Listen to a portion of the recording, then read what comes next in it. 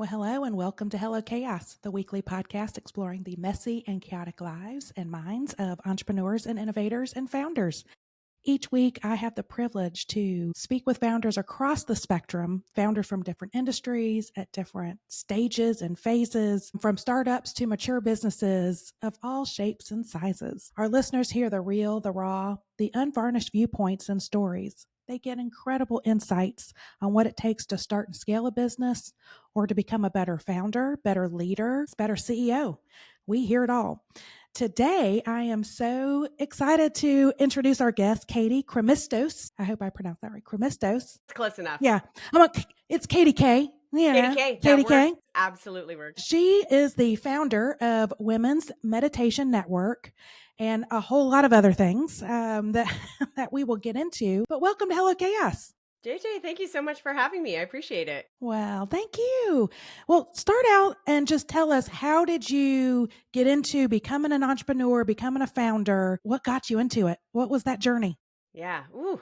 So I do not come from a family of entrepreneurs. Neither do I. I'm with you. I didn't know the word. I didn't know what it meant until I was 22 years old. And so I was, my parents are very lower class blue collar workers, and so couldn't conceptualize until I was in college. Really, like, I began working for a woman who owned her own business. I was in grad school out here in Florida, and I was like, oh, you can what? Like, you can work for yourself? This is so cool. And it opened my mind to the possibilities of what that might be. And what attracted me most about it was freedom. I'll talk about that a little later, but like the freedom of being able to do what you want when you want. And as a 22-year-old, totally green, naive person in the world, that sounded amazing.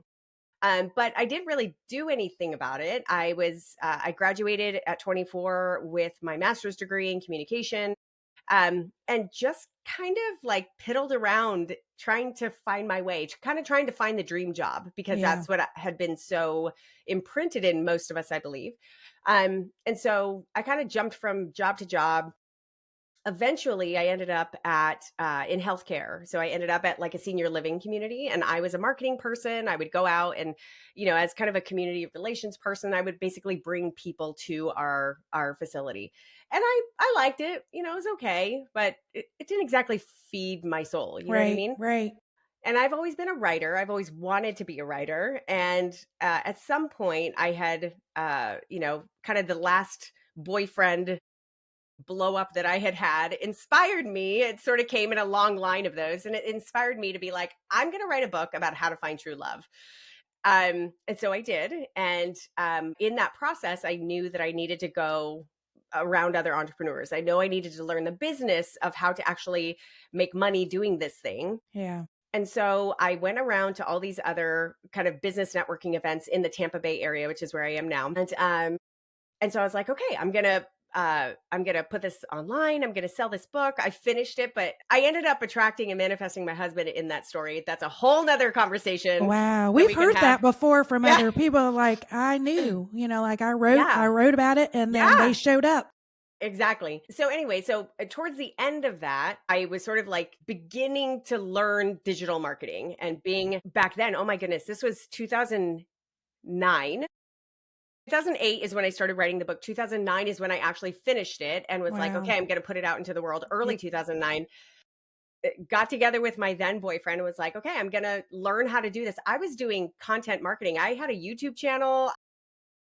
I was sort of trying to become known as somebody who could teach about how to attract your true love, right? The influencer before the influencer craze. Yeah, back in the days. And so I was doing that, and I was still working my day job. And a couple months, not very long, but a couple months into it, I was like, oh my God, I'm having so much fun doing this. Yeah.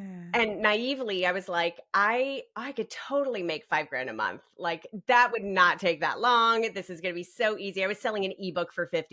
You know what I mean? Yeah. But I had very beautiful and lovely thoughts about how quickly I could make up, gonna make $1 million. And so I promised myself, I'm like, hey, I'm going to go into my job every single day for 2 weeks. And if every single day, and I'm going to ask myself this question, if I were to die next month, is this how I would want to spend my time? And if my answer is no every day for 2 weeks, I'm going to quit my job. And surprise, surprise, my answer was absolutely no every day for 2 weeks. And so I came to my, then boyfriend and I was like, okay, I'm quitting my job. And he is a lifetime entrepreneur. He's been an entrepreneur since he was in diapers. And at that moment, was in a startup. He had just started a local Tampa Bay business owners organization that I was sort of piddling and helping him with. And so I only know this now. He did not say this in the moment, but in the moment, he's like, oh, shit. Like, please don't. Like, one of us has to be stable, right? Right. But I'm like, oh, I could totally do it. I'll figure it out. I quit my job and I go gung ho into like, okay, I'm gonna blow this thing Right. out.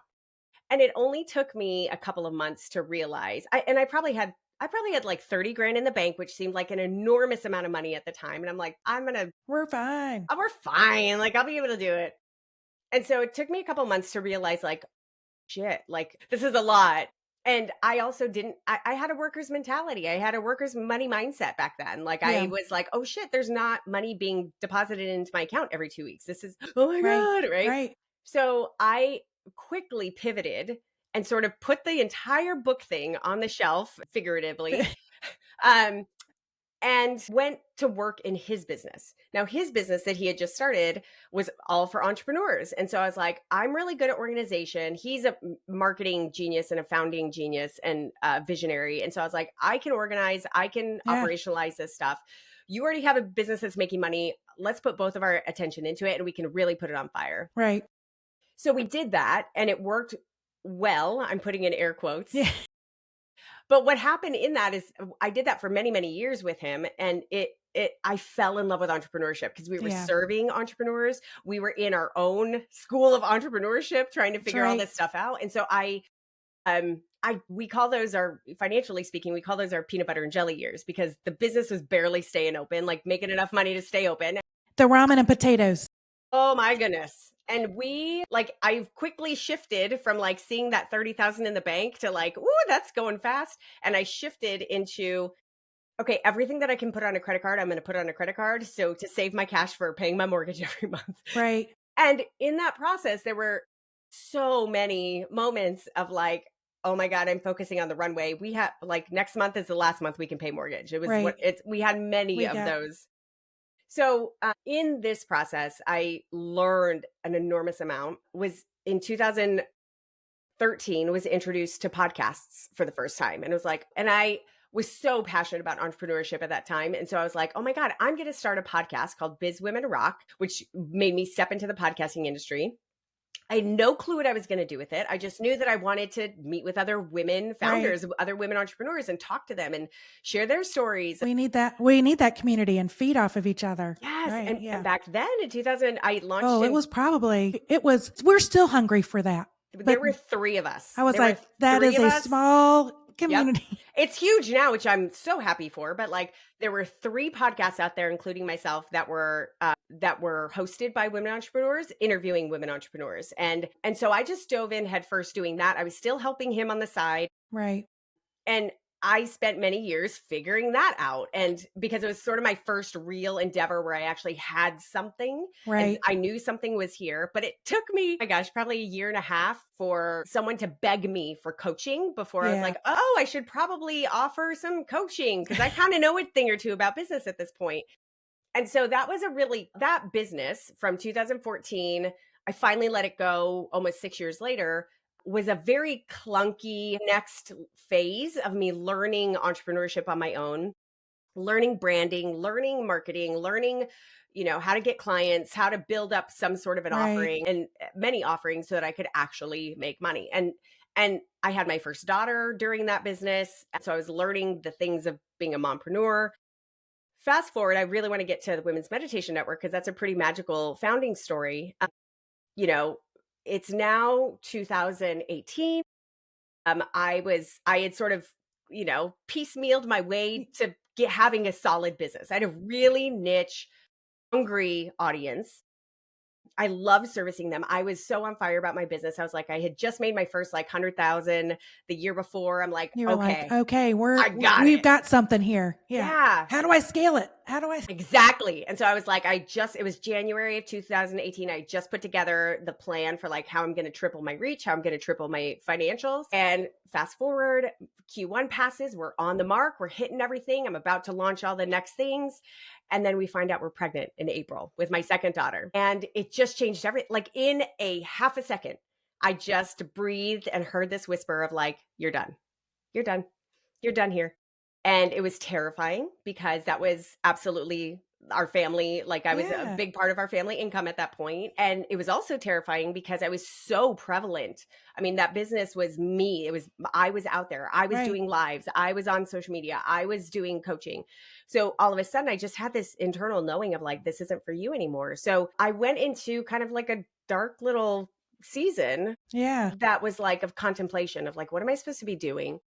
What's your purpose? What's the why? Like Right, you go like, through all of that. if this isn't it, which is what last week I thought this was it. If this isn't it, what in the world am I supposed to be doing? So I went on walks every single day with my husband, and every single day he was such an angel and just sort of let me, say all the things. Like one day it was like, I'm going to make this work. I'm going to be a multi-million-dollar business here. This is going to be great. And then the next day be like, F this, I'm going to be a stay-at-home mom. Like that's what I'm doing, right? And so weeks go by of processing, and I had paused everything that I was about to launch. I literally just kind of did what I needed to do and what I had going. And we were on a walk. He is, letting me talk about everything. And I sort of finish and he looks at me, he says, "What about that meditation idea?" And what he was referring to was when I had sat down months earlier and sort of done this big plan, I had an idea for a meditation podcast for women, but never did anything with it because it didn't really fit with what I was doing. Right. He knew, he's very wise, in the podcasting space, and he had already done his research, knew that there was a big, huge There's a place gap. for it. Yeah. So I was like, well, what about that idea? He's like, what about it? And that was the seed that planted for the Women's Meditation Network. And within an hour of talking, I knew what it was. I was like, oh my God, this is my next evolution of being able to service women. Because what I was experiencing in my business coaching and my business strategy sessions was we were talking 10% business stuff Right. and 90% self awareness, self doubt, self confidence, Mm-hmm. limiting beliefs. Like we were really talking that stuff. Yeah. And so I was like, oh my God, I could write, bringing back my skills as a writer. I was like, I could really write beautiful scripts that were breathing love into these women and package them as a meditation. And I could really like, that would be a lot of fun. Right. And I was now pregnant, knowing I was about to go into a season of having an infant and a toddler. And I was like, I need something that doesn't require me to show up at a meeting. Like I need something that gives me time freedom. And so I knew, I was like, if I could write and voice meditations in my closet during nap times, at night times, like this could be big. And I knew that it was a network right away. I knew it because the niche of women in 2018, when you went to Apple Podcasts and typed in meditation and women, one podcast existed. One. Wow. And I was like, you've got to be kidding me. Like We're there are hungry women at 50 plus. There still is. Like this year, Yes. I get hit probably more DMs and message, or when I out in the community, they're like, can Orange Whip have some kind of just women, not necessarily, they're like, look, there's a lot of networking. There's the cake and whiskeys. There's this and that. They're like, we are hungry for programming, for content, for dialogue, information of how to not just say you can be empowered, but the how. Yes. Help me get there. Yes. And so, I mean, the gap is still there, even. So I knew that I had something to contribute here. I knew that there was a huge amount of individuals typing those keywords in and not seeing themselves. And I was like, I can be here. I have something beautiful to say and I have something beautiful to share. Let me do it. And so I just launched Meditation for Women, which was my original podcast in, a month later, like July of 2018. And within 3 months, it was getting the same amount of downloads as my 6-year-old podcast was getting. So I was like, okay, universe, I hear you. I'll keep going. That's right. So That's how everything started. And I felt very much like it was incredibly divinely guided in that, in my previous podcast and business, and even in the helping my husband with the local entrepreneurs organization, I had an enormous amount of self-doubt, fear, and that's Yeah, all part of that's everything, right. right? I absolutely still have remnants of that. However, when I really stepped into following through with that whisper of Women's Meditation Network, I had none of that. It felt so clear. Now, I absolutely have like had little pieces of like imposter syndrome. Like, no one Right. knows me for meditation. What am I doing? Like, but those were so minor and they kind of flew away quite quickly. So it was this, and I still feel this way about it. I still have moments of self-doubt. What am I doing? All that sort of stuff, but I don't have the depths of questioning If this that. is the right path. Like it's the right thing when you just like it's embedded in your Yeah. core. Yeah. Yeah. Now, along the way, last year was a season of actually some deep questioning about that stuff, which I can get into later. But like in the beginning, it was not that. Everything seemed so clear and Yeah. so aligned and so easy. Just so easy. Like, just keep doing it. Just keep doing it. So, That is so it's so that you talk about that journey. Two things, I'm on a list of quotes or whatever and inspiration that I get hit. One of these was totally aligned with that. It was sit at the table of the dreamers, the go-getters, the stargazers, the warriors, and the ones who fight for others. And that's what I think about when being around other entrepreneurs, but also being around other founders who aren't just yes. finding a gig, because sometimes entrepreneurs is just someone with an entrepreneurial mindset, but they're just like, how do I do this gig that to just live my life? Versus founders, they're starting something, they're taking Yes. risk, They're, they're building on something more powerful. yes. And so when I sit with other founders, that is why I like about that, is because you are, and especially women founders, Yeah. is that you do, those conversations are very different. They're Very. deeper, they're more inspiring, they're filled with purpose. And this is where it was. It's where ideas come alive, the courage is contagious, and you're reminded that anything is possible.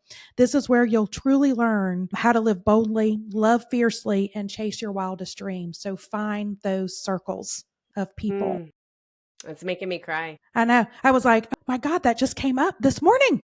There you go. It's meant to be here. It was meant to be. So, what did you learn, like in this journey?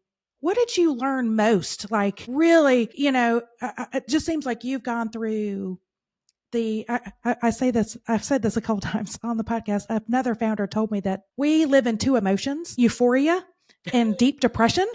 There's just, we rarely are in that, that plateau that's, and it's like, yeah, I feel your pain. But as you were going through that, those ebbs and flows and trying to figure it out, what did you learn most about yourself? A gazillion lessons. The beating heart of it all, the biggest lesson that I continue to learn is that I have everything in me to Yeah. know the way. And my only job is to know myself. Um, because You need to shout that louder, because I think yeah, not just for women, but all founders and entrepreneurs, we hear that across the board. The imposter syndrome is real. yeah, So you need to recognize it. It's just an imposter. yeah, yeah. Everybody has more strength than they really know. And it's not just like, is this the right thing? What are other people going to think? Right. It is unlayering all the Yes. shit inside of me, all the limiting beliefs, Mm-hmm. all the foundational stories that I've told myself that are inhibiting me, that Right. are keeping me small, that are allowing fear to make decisions for me. Right. And it's not always obvious, but sometimes it is. Right. So it's that. It's like I am constantly digging in here and excavating the Yeah. pieces. That's a good word. Yeah, Yeah. like the piece and getting rid of the pieces that don't serve me Yeah. and that are keeping me from actually shining Right. as me. Now, that changes too. Yeah.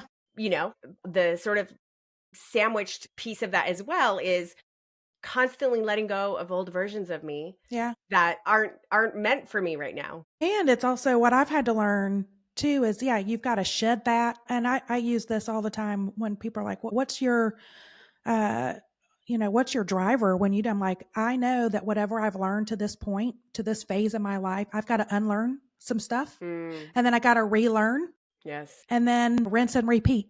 Yeah. It's a Constantly. constant process. And not just learning about yourself and really understanding what's making you feel small. Is it because you've got the wrong people around you that's either draining your energy or not lifting you up? Or is it really just more of a self-confidence that you need to go, how do I work on that? How do I Right. build that? How do I set boundaries for Right. myself or self-discipline? But yeah, it is a constant excavation Yeah. It's so, and I planting. constantly, I tell my girls, I have 2 little girls, 9 and 6, and I'm Great constantly age. telling them, yeah, Yeah. I'm constantly telling them, like, they'll, for example, yesterday, daddy went to go pick him up from school, and my little one's like, how come you didn't pick us up? I'm like, mommy needed some alone time. Like, Yeah. and they're like, mom, you always need alone time. I was like, well, that's what I know about myself. Like, I really need time Right. alone in order for me to blossom in the ways that in order for me to show up as my best self. I know Right. I need significant amounts of alone time to We all journal, do. and time to work, time to do whatever. And I was just like, your job is to know you and how much Right. alone time you need. You may not need as much as I need. Like, you may need just, my oldest is pretty extroverted like her dad. So I was like, daddy doesn't need a lot. He needs a little, but like he Right. doesn't need a lot. But he gets energy from other people. So like that's what he needs. So yeah, it is. I really believe that we have all the answers inside of us. And so many of us are looking externally for That's right. the expert to tell us what to do, for the coach we've hired to tell us what to do, for that really successful person to tell us what the blueprint is for success. And those are all good things. None of those are bad. However, what we need to know first is us and what our true desires are, what our true likes and dislikes are, what makes us feel open and expansive, and what makes us sort of repel and close Right. up, right? And so then we can go grab information versus grab answers. Yes. But Yeah. so when we know we have it and it's here, and we take the time, which is why I love meditation, because I think Right. it's such a powerful tool for self-awareness. So when we do meditation, or we journal, or we take walks in nature, and we do things that allow us to be with ourselves and to know ourselves, the good, the bad, the ugly, That's right. then we hear that whisper and we can actually practice paying attention to That's her. right. And you made a really good point. Like if you're seeking a coach or a therapist or whatever, business coach, personal coach, life coach, because you're wanting somebody to tell you what to do, then they're not a real coach. Like, go to ones that are, because I had to learn this. I'm like, I know you're going to inspire me. And they're like, I can't put my coach hat. I can be your personal friend, Yeah. but I'm not your coach. Yeah. And, going through, it took me a long time to go, what do you mean? But you are a coach. They're like, but you're asking me friendship questions, or you're asking me, what's your opinion as a peer CEO? If I'm a good coach, my job is to just ask you the questions because you have those answers. And going through those processes, it's the most painful thing where they just kind of stare at you and like, you've got it, Yeah. but you've got the answer. And I'm Yeah. like, but I don't even know how to answer the question. Yeah. Think about it. It's Think like, about it. Just challenge yourself. You've got it. But that was a aha for me. I didn't know that's what a coach was. Like I went into those relationships or with that mindset, or interviewing different people with, they're just going to tell me what to do. And luckily I had some really good coaches I'm not the yeah. coach. Yeah. Like that's That's not not how my we do job it. as a coach. I'm going to take my coach hat off. I'm going to put this hat on Mhm. because we're friends or whatever. Or some are like, look, if that's what you're looking for, that's not what a coach is. Just because I know that we all seek that. We all want that validation or the instruction book, the Yeah. playbook. Yeah. And we're only going to find it in ourselves. But we've got to find people around us that are giving us I guess, the push to go, you ask yourself these questions, go meditate, go take, I say this when I help, businesses with marketing, I'm like, go take time to plan. Yeah. Yeah, yeah, yeah. Like, go sit in a park, do these three kind of ask these three questions about your business, and Mhm. then come back and let's talk about it. But, the business is about you, but you've got to do some heavy reflection. Mhm. Yep. And it's the same thing for ourselves, for our personal Yeah. brands, I guess. Yeah. Yeah. And then you know how to guide everything. That's right. You know Then when you have all the answers. you know when you're done with the business, you know when you need to adjust. You know when you need to really question yourself. You know when you need a partner. You know when you need whatever that, or you know when you need the information for a blueprint so you could Right. take it and implement it in your own special way. So, That's right. yeah. So, Katie, when you were going through all the evolutions of your different businesses and all of that, were there, as you said, 22 years old, I'm like, I'm going to jump into entrepreneurship. Were there myths that you had, like you were told, oh, this is what it means to run your own business, or this is what it means to be an entrepreneur, that you're like, yeah, no, that is not what I thought it was going to be. Oh man, yes, so many. Some of them proved to be correct though in my world, but I'll say some of these that may have actually played out for me but don't always have to. One is that you're working 100 hours a week, or, just working all the time.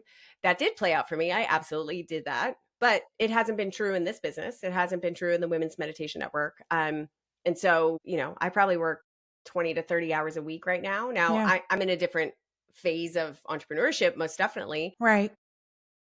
And then definitely a myth that I absolutely had to unravel was that the only kind of entrepreneur is the genius, brilliant visionary, Yes. because I was not that. And so that my husband is that. My husband is a phenomenal entrepreneur. I put him in the category of like the Steve Jobs of the world, right? Okay. Like the visionaries, like they're They can see that problem, that gap, and know exactly how to attack it. right. In the early years of us working together, I had a lot of insecurity because that's what I saw as a successful entrepreneur. But I wasn't that. I was more of an operator. I was more of like a, you know, little engine that could. I'm going to figure this out. And so I don't know if I still consider myself that level of a visionary, but for many years I made myself wrong Mm, for that. I made me less than, because yeah. I wasn't that. And over all these years, and I'm sure you have found this out because you speak to so many founders, there's so many different types of entrepreneurs, and everyone brings their special sauce to with their special strengths and does business in their own special way. That's right. My husband over all these years, he was very close and intimate part of the well, all of my businesses, but with the Women's Meditation Network, he was really like my marketing guy and like Yeah. really helped with the vision in the first, we're 6.5 years old, probably for the first 4 years. Huge part of why we just skyrocketed. The reason that we really skyrocketed because he just brought his marketing prowess, and I just chose to listen to him, Yeah. and we had success. And then at about the 4-year mark, I started pushing back. Like, I don't think I want that. I think I kind of want this. And there was a lot Tension. of Yeah. tension, frustration, and he, as that visionary, could look on and be like, I would have done this differently and you would have been in a different place. And I'm like, but that's not me. And you're right. Right. And so it has taken that concept and that myth of like that's what it takes to be a successful entrepreneur. That's Yeah. what success looks like, is that sexy entrepreneur. Mm, That's not it. There's so many other versions of entrepreneurship that's that right. it's a matter of us sort of like piecemealing ourselves together and figuring out who we are in it. Right. It becomes like, what's your goal? And we talked to, I'm so glad you brought this up because it is a big myth. Mhm. We've talked to entrepreneurs who are, I don't even like the word. I mean, we had a guest on a couple of years ago and they were like, don't even call me an entrepreneur. He was like, I'm 55 years old and I started my business 5 years ago. I'm a founder. Mm. And I was like, well, what, you're still an entrepreneur. And he was like, no. He was like, those are those 27-year-old white guys that all they do is go, I'm here to make money. I'm here to like, then 2 years sell it for big cash. He was like, I'm trying to create something that changes and impacts lives. And Mm. I'm going to hand it down to my family. It's a way for generational wealth in my family and in my community. Mm. I'm not building something to to sell for big. Right. And I said, well, you're still an entrepreneur. I was like, Yeah. and he's like, but I don't like that word. And we've had women who were like, I call myself an accidental entrepreneur. If she was in the Bay Area, she's like, I don't feel like I fit in. I can't go to those meetings, like the network and the community, because I'm a Black woman at 45 Mm. starting a very unusual business. She resells mannequins worldwide. I love it. And I she love was it. like, nobody looks at me and goes, she was like, so I don't really fit into that. So she's even classified, and that's how she kind of comes out, and she's like, I'm an accidental entrepreneur. Yep. I know many of those. And Yep. there's so many. And that's what we're like, that was one of the whole reasons. That was my why behind starting Orange Whip. I mean, I had a marketing company that's successful, but as a business owner, I saw a huge gap in the marketplace, like in the communities, very difficult to navigate. All the local economic, and this is not just in my market, like we looked at all like cities, small and large. Everybody treated, I would call it the entrepreneurial ecosystems in these local markets. It was a way for driving the local economy, but it was very closed off. It was, if Mm. you don't look like we're only going to tell these like 1% stories, because we're going to use I'm going to call it the Mark Zuckerberg in our local market, because every market has like a handful of them. That's who we're going to put up on a pedestal. All the business media is only going to write about them. We're going to put them on case studies when we go to trade shows to Germany and go, move to our market. You want to move your headquarters here. And you look at the 98% of the businesses, the entrepreneurs, the founders in that local community, they don't look like that. And they're wanting to grow and accelerate, but they don't feel like they belong. Mm. And so that's why Orange Whip was like, how do we tell a broader spectrum of stories? Because entrepreneurship and foundership is, everybody's not just coming in and just going, I'm here to start this and I want to get investment so I can exit in 3 years. And, going to those meetings, even as a founder myself, it would be, and I've talked a bunch of, it happens more so for women, at least in the areas that I serve. I would walk into meetings and it would be, oh, do you need funding? And I was like, no, I'm self-funded. And I said, plus I'm traditional. I've got great financial partners. I'm not interested in diluting my ownership Mm-hmm. of my Yep. company. And if I go and get investment, I'm gonna have to give up Mm-hmm. 15%, 20%, Yeah. sometimes 40, 50% in some cases. You're like, I don't even want to play that game. I'm not interested. I've had people like, these are leaders in our community, congressmen, senators, investors, very, very proud, that will walk away and almost feel like you're not going to be invited the next time.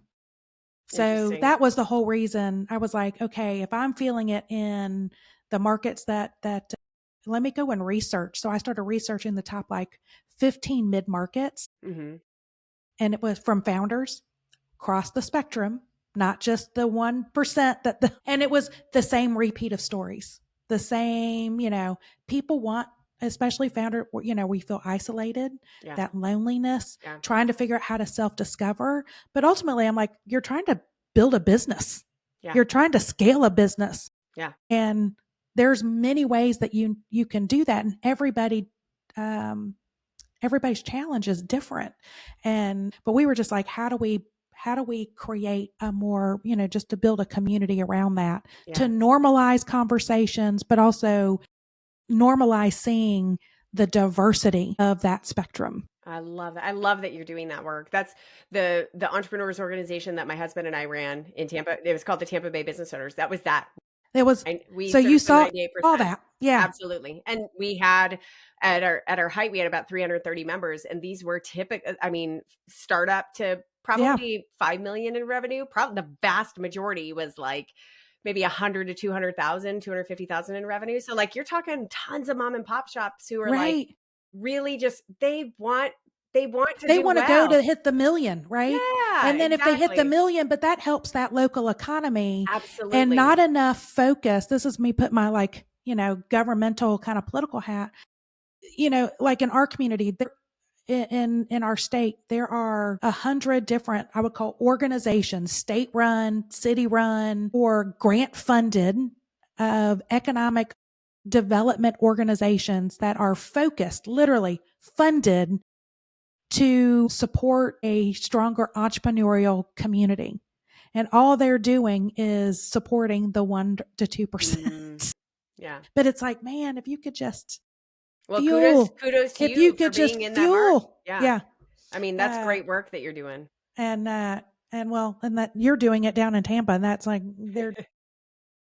every market needs several of us. So Yeah. it's not Yeah. it's not just one or two. Katie, when you've gone through your like meditation, self-reflection, what's something that you really like about yourself that you wish other people recognized more? I think one of the things I love about myself the most is that I am unapologetically loving. Like, I give an enormous amount of love, Mm, like just an enormous amount. Um, Not everyone gets access to that because yeah, because there's a limited amount, but because I'm very conscious about who I'm directing that to. right. But I think that people see this, so I don't know if that latter part really applies, but it's give my heart and soul to everything that I am consciously holding in front of me. My kids, my husband, our relationship, our animals, the work that I do, the employees, the team. We just got back from Podfest, which is a conference, podcasting conference my husband puts on and founded, that he's a great founder story, 11 years ago. He needs to come onto the podcast. He does. He's brilliant. I just adore him. And he celebrated his 11th year. And so, when I'm there, like, I was so full of energy. And like every individual I was talking to is like, I'm here. Like, Yeah, so very, very present, very much like just this flow of love. That is something I love about myself. I'm intense. I'm very intense in that matter. That hasn't always been appreciated by yeah, let's say men in the past. But I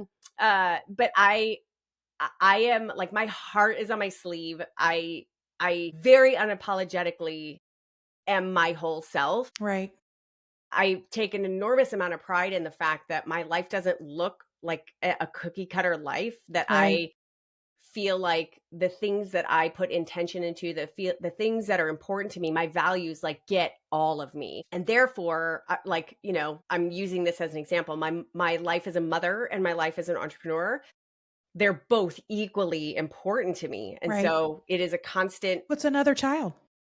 Yeah, I exactly. mean, yeah, And it's like, I'm very conscious of like the practicalities of that. Like, when have I blocked time for my business so I can put all of me there? And then when have I turned it off so I'm blocking time with my kids so I can put all of me there? So I'm so proud that I feel like I'm a really conscious, present mother, and I'm not mm, trying to do right, emails while my kids are around. Like, I really, every once in a blue moon it'll happen, but rarely, very right, rarely. right. So yeah. Well, and that's a great tip and insight into, because a lot of founders and business leaders kind of struggle of how do I fit all this in? And you've got to prioritize what's important and time block, Yeah. schedule it, like be conscious and intentional about when you show up Yes. and how you show up and you're going to focus your time and energy on. And if you do that, because when I hear, "Oh, I just don't have time to do any of that," it's like, you do. Everybody has time for the things that are important. So if you're Yeah. saying this is very important, Yeah. then you'll It'll make time. But if I'm you're going, when you ignore stuff, it's like, okay, you've just told me that's not important. 100%. Yeah. I prioritize a lot. Sometimes every minute of the day is sort Yeah. of like, okay, reshift, what's a priority now? And I kind of go a step further in time management. I actually do a lot of energy management. Time management is the practical stuff. Like, when am I Right. blocking time? What days are dedicated to what kind of Right. things, right? But energy management is about Ooh. knowing yourself so well that you know what your energy is optimal for at any given time. Now, this changes, but you Yeah. can have kind of a template for it. So, for example, I do Money Mondays every Monday. So as a founder, it is so important to keep my head in numbers. I still do my QuickBooks. I know penny to penny. It's very important to me to know my numbers very well, to plan, to budget, to know what I'm spending, what things are looking like year to year. But every single Monday, that's what I'm ready for. My brain Right. is ready for that. I have tried to have creative writing days on Monday, and that Doesn't ain't work. the energy I'm in. I want to get shit done. I want to check things off of a task list. I don't want Right.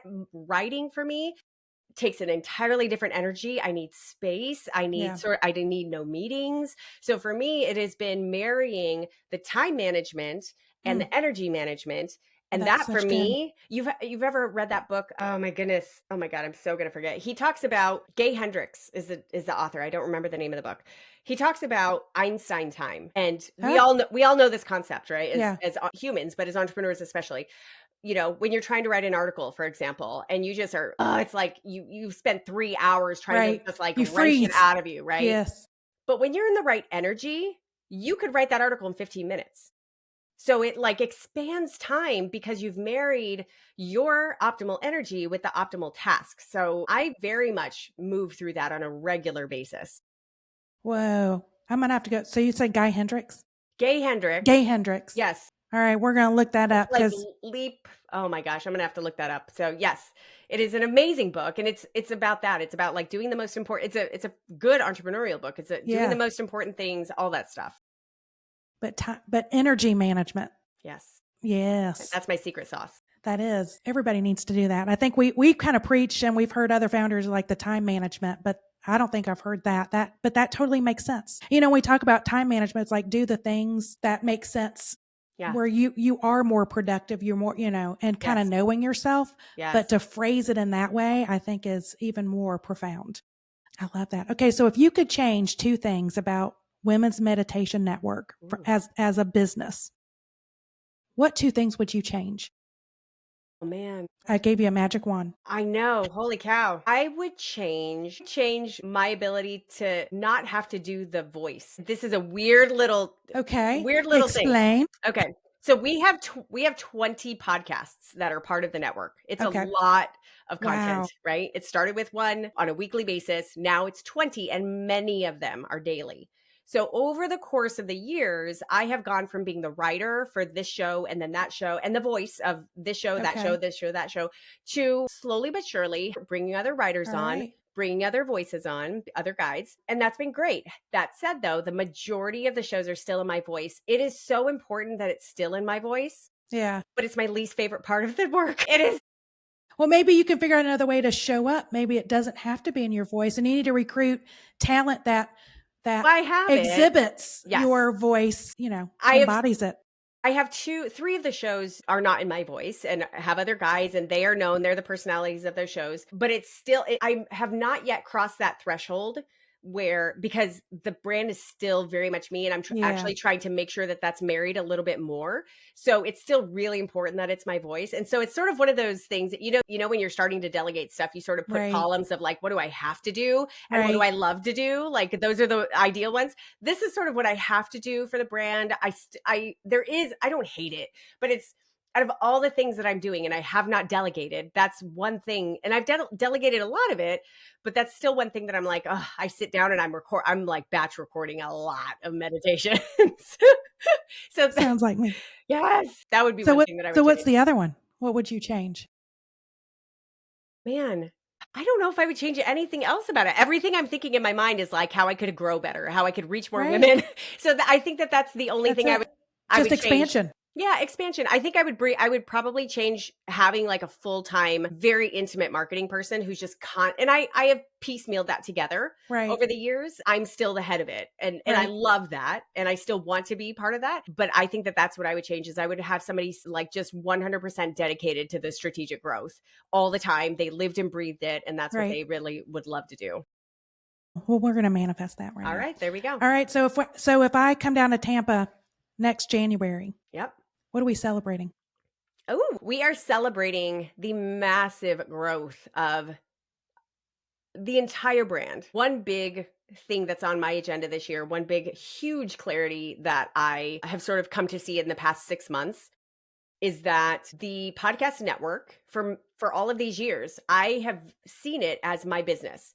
90% of my revenue comes from there. I have absolutely seen it as my business, these 20 shows. It's a big thing, right? What I got clarity on is that the brand, Women's Meditation Network as a brand, that podcast network is a little piece of the entire brand. So this year is the year of building out everything else. I've dabbled and I've done a little bit, but it has never gotten its due The energy. clarity around the full brand. Yes. So this time next year, girl, you and I will be celebrating Let's do the very robust 75% of the other business that is here and just waiting for it to be manifested. Yeah. All right. Yeah. We'll make a date. We'll do Let's it. do it. All right. My question of the journey. If you had to sum up your entrepreneurial journey in just one word, what is that word and why? Me. The word is me. And meaning the business for me, all the different Variations. seasons, they are all of them are simply these beautiful things that I have breathed life into that have allowed me to be self-expressed. That's all that business is. Yeah. I believe. Yeah. For me, for that, these are just things that I have sort of come into creation and I It's have like variations of you, yeah, versions of you. it's just all been me. Like, and what a gift that is. Like, Yeah. I get to make money and doing really great things in this world. And it's what I feel is my big calling right now. Like Right. I'm having the beautiful marriage of like, these are my gifts, business operationally, Right. creatively, as a writer, as a mother, like as my attitude and values of life. Like I get to I'm in charge of packaging this and breathing life out into the world. And every stage of my journey has been a variation of that. So that's Well, how I would. it's the epitome of purpose-driven life. I mean, you are doing it. Yeah. Yeah. I feel And very have been. lucky. Yeah. Yeah. Yeah. Okay, so if you had to look to the next chapter in your journey, what word describes that chapter? Light. Light. Explain. I've always seen and do believe this for all of us, each of us, that the visual I have is like that we are just this ball of light, right? And what keeps us dark or not shining is everything we've talked about, right? That's right. All the limiting beliefs, old stories, fear, blah, blah, blah. So for me, this next, the future and this next season of my entrepreneurial journey is very much light. It is the beaming, it is the dissolving of anything that keeps that light from coming. Ah, Yeah. that's a great word. I love it. And by the way, we have not had repeat words. Oh. But we ask all founders, and the next chapter question is one that we've just started in 2025. But hundreds of founders in the other journey question, we've never had a it's just a repeat. And it goes to your point of like, we all have the same, I think, themes of our struggles, themes of our ahas, the oh shit. I mean, you could repeat stories there. Yeah. But our journeys have been defined all by different words. Yeah. And meanings. And I love that. And if you want to put a little stamp on it. So my name is Katie. And my middle name is Lou, short for Lucille, L-U. Okay. Katie comes from Catherine. I'm not a Catherine, but it comes from Catherine, which means pure. And Lou, from Lucille, luminous, means light. Right. So my name absolutely is pure light. Means pure light. Right. So it feels pretty fitting. That is very fitting. Oh my goodness. Well, I can't believe we're out of time. Before we go, I mean, this has been a fantastic conversation. Yeah. I love it. Katie, before we go, how can people connect with you to know you or learn more about Women's Meditation Network? Yeah. womensmeditationnetwork.com is the easiest way to sort of see everything that we have. Whatever podcast player you're listening to this on, just search Women's Meditation Network or Meditation for Women. You will find all of our shows or, on all the socials with those same handles. So that's perfect. How you can find me. Well, I appreciate it. Thank you so much. Yeah. JJ, for sharing your journey and your insights and your tips. This was extremely informative. Thank you. I'm going to take some stuff to heart and put some stuff in practice, definitely. Yay. And for everyone watching or listening, thank you for joining us. This podcast, of course, is available on all your favorite podcast platforms. So subscribe to Hello Chaos. Give us a 5-star review on Apple or Spotify. Share this great content. Help us build a more connected entrepreneurial community. Hello Chaos is one of the many resources brought to you by Orange Whip. That is Orange WIP, WIP for work in progress, because that's what we all are. I'm definitely a work in progress. Orange Whip is a multimedia company dedicated to serving founders and entrepreneurs in affiliate cities. We've designed hyper-local media platforms to inform, inspire, and create connections and become the connective tissue between founders and their local entrepreneurial ecosystem. We've done all the hard work for founders, so they only need to go to one trusted source to find the local information they need, from curated local calendars to dynamic roadmaps to fresh and engaging stories. It's all in one place. We are currently in 3 areas of South Carolina, looking to expand to other cities, because every city needs an Orange Whip. If you'd like to be a guest on our podcast or support us, send us an email at hello@orangewhip.com. Thank you for tuning in. This is where AHA meets Oh Shit, and we will see you again next week.